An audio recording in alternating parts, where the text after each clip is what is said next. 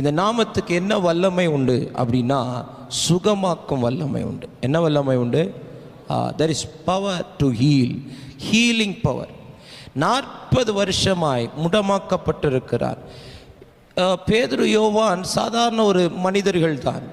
இவர்கள் இப்பொழுதுதான் ஆமென் ஆண்டவருடைய காலங்களுக்கு பிறகு இப்பொழுதுதான் ஆரம்ப நிலையில் இருக்கிறார்கள்.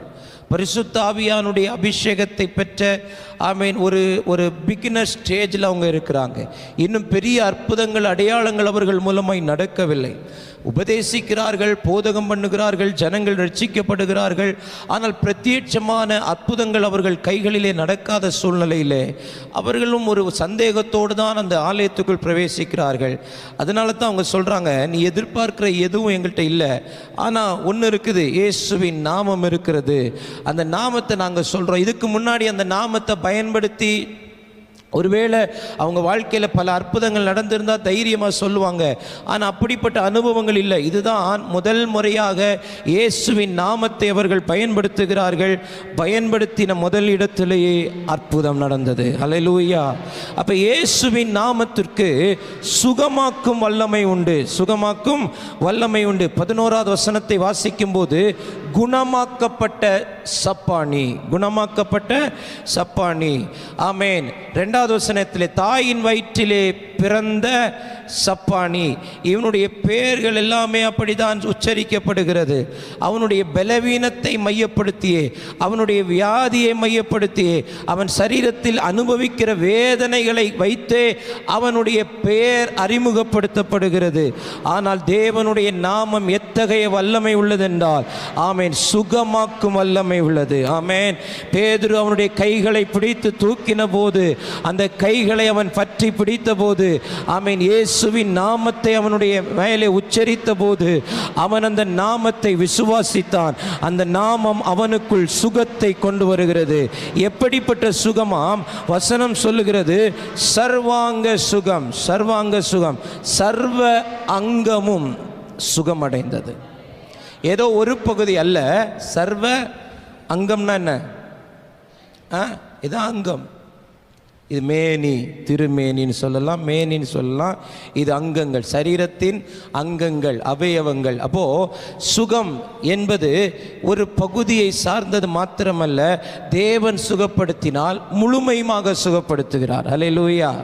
இப்போ நீங்கள் மருத்துவர்கிட்ட போனீங்க, இப்போ கிட்னியில் ஒரு ஸ்டோன் இருக்குது, இல்லைன்னா பிளாடரில் ஒரு ஸ்டோன் இருக்குது அப்படின்னா, ஆமீன், சமீபத்தில் நான் அப்படிப்பட்ட ஒரு செய்தியை கேள்விப்பட்டேன். கொஞ்சம் தான் எடுத்தாங்க பாஸ்டர். எவ்வளோ தான் எடுத்தாங்க? கொஞ்சம் தான் எடுத்தாங்க. அந்த குறிப்பிட்ட நேரத்தில் கொஞ்சம் கற்களை தான் அவங்களால உடைச்சி எடுக்க முடிஞ்சிச்சு, மிச்சம் உள்ளே வச்சிருச்சு. இதுதான் மருத்துவர்களுடைய மருத்துவம். ஆனால் தேவன் சுகப்படுத்தினால் சர்வாங்க சுகம். அல்லேலூயா. அதில் சுகமளிக்கிற வல்லமை இருக்கிறது. இந்த ராத்திரி நேரம் இயேசுவின் நாமத்தை நாம் பற்றி, இயேசுவின் நாமத்தை நாம் விசுவாசிக்கும் போது, அந்த இயேசுவின் நாமம் நமக்கு சர்வாங்க சுகத்தை தர வல்லமை உள்ளது. ஆமென். அப்போ முதலாவது அந்த நாமத்தில் என்ன இருக்குது? ஒரு ஹீலிங் பவர், ஒரு சுகமாக்கும் வல்லமை. அதனால தான் வியாதியஸ்தர்கள் மேல் கைகளை வச்சு இயேசுவின் நாமத்தில் அப்படின்னு சொல்கிறோம். ஏன்னா இயேசுவின் நாமத்துக்கு சுகமாக்கும் வல்லமை உண்டு. ஆமென். என் நாமத்தினாலே, என் நாமத்தினாலே, என் நாமத்தினாலே, என் நாமத்தினாலே. ஆண்டவர் சொல்கிற இடம் எல்லாம் என் நாமத்தினாலே. சீஷர்களுக்கு அதிகாரம் கொடுக்கும்போது என் நாமத்தினாலே. நீங்கள் போய் ஆமென் வேறு எந்த நாமத்தை, எந்த புனிதர்களுடைய நாமத்தை சொன்னாலும் அற்புதம் நடக்காது. ஆமென். ஒருவேளை அது அப்படி நடக்குது அப்படின்னா அது பிசாசு கிரியைகளை தவிர ஆண்டவருடைய வல்லமையினால் அற்புதம் நடக்காது. ஆண்டவருடைய வல்லமையில் அற்புதம் நடக்கணும்னா இயேசு என்கிற நாமத்தை மட்டுமே நாம் உச்சரிக்க வேண்டும். ஆமென்.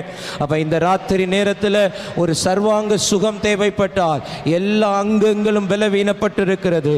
எது பலவீனப்பட்டிருக்குன்னு எனக்கு சொல்ல முடியல.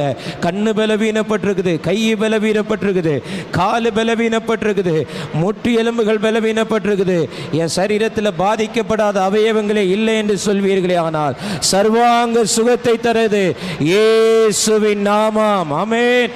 அந்த இயேசுவின் நாமத்தை இந்த ராத்திரி வேளை நீங்கள் விசுவாசிக்கும் போது, அந்த இயேசுவின் நாமத்தை அறிக்கை செய்யும் போது, நீங்கள் அறியாத ஒரு சுகம், ஆமென்.